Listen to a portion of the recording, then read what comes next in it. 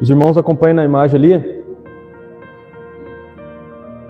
que ali já começa um entendimento pautado nessa questão que a gente está vendo aqui. Que ali diz o prólogo eterno, a eternidade e o tempo. Antes do universo material, estrelas ou anjos, havia apenas Deus. O conceito de antes é teológico, pois o tempo é uma dimensão criada. Deus existe em autossuficiência e comunhão perfeita. Então a gente vê ali que Deus está naquela eternidade. E a gente pode ver ali, conforme vem do latim, create is nihilo, que é a criação a partir do nada. Tudo se começa então aqui em Gênesis 1, conforme mostra ali, que é a criação do tempo. Antes dessa criação do tempo, havia apenas Deus no universo. Nem universo havia ainda sequer. Havia apenas Deus. Tanto que depois Deus começa toda essa criação através da sua palavra. E ele diz então, no princípio criou Deus os céus e a terra. E aqui já é uma grande questão. Se Deus criou céus e a terra, então Deus criou uma terra e criou vários outros céus. A gente vê, olhando aqui para o céu, a gente vê apenas um céu, mas existem diversas outras camadas que depois compõem todo esse universo desse céu. Existe um céu primeiro, um céu segundo, existe galáxia, existe outros planetas, conforme muitos de nós sabemos, Marte, Júpiter, Urano e diversos outros planetas. Então, Deus criou os céus e a terra. Então, conforme a gente estudou em uns estudos passados falando sobre o tempo, a gente entendeu basicamente um pouco sobre o tempo. Nós estamos no tempos cronos, ou seja, é uma contagem. Nós contamos 1, 2, 3, 4 e chega a 24 e zera novamente, voltando para 1, 2, 3 e 4. Isso é cronos, ou seja, uma cronologia. Quando a gente olha para o relógio, tem uma cronologia ali, uma contagem de números que a gente vai entender aquelas horas. E Deus não está dentro do Cronos, ele está no Kairos, que é o tempo da eternidade de Deus, conforme falei nos estudos passados.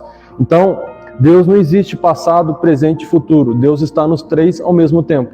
Nós pensamos no passado com coisas que aconteceu lá atrás. Nós pensamos de coisas que talvez vão acontecer no futuro, mas muitas das vezes sequer acontecem. Ou seja, nós estamos no eterno presente vivendo a todo momento.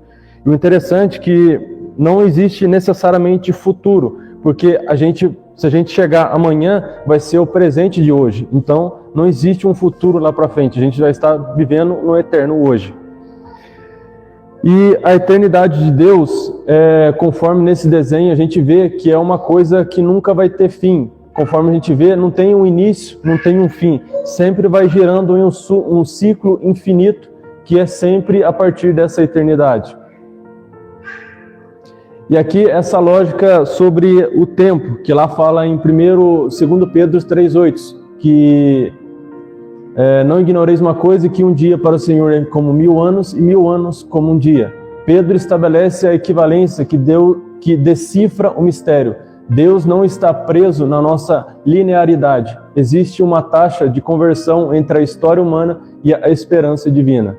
E conforme falei, existe essa diferença ali, que nós estamos naquilo, passado, presente e futuro. E Deus vive dentro dessa eternidade, desse ciclo sem fim, conforme muitos irmãos já devem ter visto, que o 8 invertido para baixo simboliza então a eternidade. Ou seja, não tem ligação, vai sempre contornando dia após dia.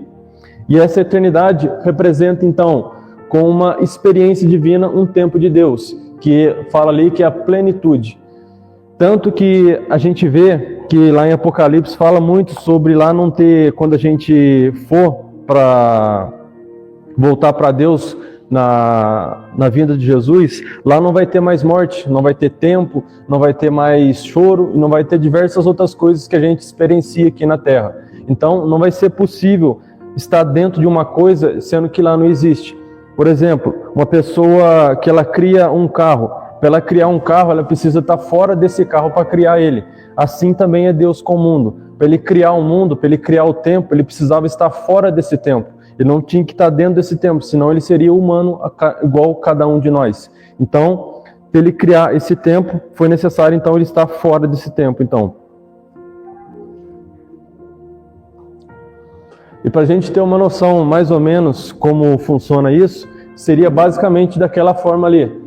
Está a Terra aqui, nesse pequeno pontinho, e tem diversos outros planetas.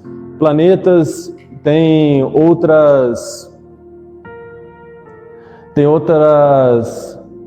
planetas, tem outras galáxias em volta, e os irmãos podem ver que todas essas ligações que estão ali, todos esses pequenos ramos, são todos galáxias que estão ligando uma na outra. Então, não tem apenas uma galáxia, nós estamos dentro de uma galáxia. Dentro de outras galáxias existem muitas outras coisas que a gente nem sequer sabe que existe. Então, aqui já começa mostrando sobre esses céus que Deus deixa bem claro sobre essa criação. Os irmãos têm um pouco mais de noção, representa basicamente nesse sentido. Provavelmente os irmãos já devem ter visto a falácia de muitos ateus falando sobre o Big Bang, que é uma criação que foi através de uma explosão que aconteceu em determinado momento. Se a gente para pensar, o Big Bang realmente ele é verdadeiro. Por quê? Deus disse, conforme está escrito aqui, e disse Deus, haja luz, Big e houve luz, Bang. Então, o Big Bang que muitos querem, muitas das vezes, tentar, de certa forma, dizer que Deus não existe, falando que o mundo começou numa explosão, realmente é verdadeiro, mas Deus foi o causador dessa explosão. Tanto que os irmãos podem ver ali, que através dos telescópios que tem fora da Terra, eles conseguem observar algo em torno de 13 bilhões de anos atrás. Então, lança-se um laser naquele telescópio e aquele laser vai para frente. E aquele laser conseguiu medir o tamanho do universo em 13 bilhões de anos. Tanto que nós estamos aqui nos dias atuais e foi medido então 13 bilhões de anos.